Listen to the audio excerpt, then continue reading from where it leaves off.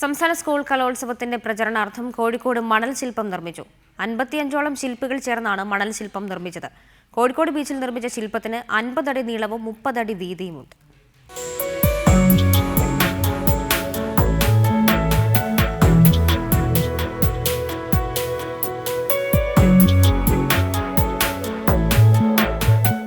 മണിക്കൂറുകളുടെ കഠിന പ്രയത്നത്തിനു ശേഷം കടലിനഭിമുഖമായി മണൽപ്പരപ്പിൽ വിരിഞ്ഞ ശില്പവിസ്മയം.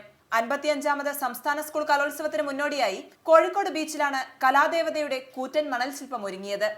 കലയുടെ വിവിധ ഭാവങ്ങൾ ഉരുത്തിരിച്ചെടുത്തിരിക്കുകയാണ് ഇതിനകത്ത്.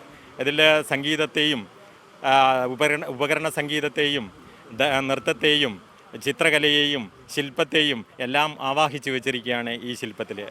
55 ശില്പികൾ ചേർന്നാണ് കലോത്സവത്തിന്റെ പ്രചരണാർത്ഥമുള്ള ശില്പം നിർമ്മിച്ചത്. കേരളത്തിന്റെ സാംസ്കാരിക ഔന്നിത്യം വിളിച്ചോതുന്നതാണ് ശില്പം. അതേസമയം കലയെ പ്രോത്സാഹിപ്പിക്കുന്നെന്ന് പറയുമ്പോഴും കലാധ്യാപകർക്ക് വേണ്ടത്ര പരിഗണന സർക്കാർ നൽകുന്നില്ലെന്ന ആക്ഷേപവും ശില്പികൾ പങ്കുവയ്ക്കുന്നു. റിപ്പോർട്ടർ, കോഴിക്കോട്.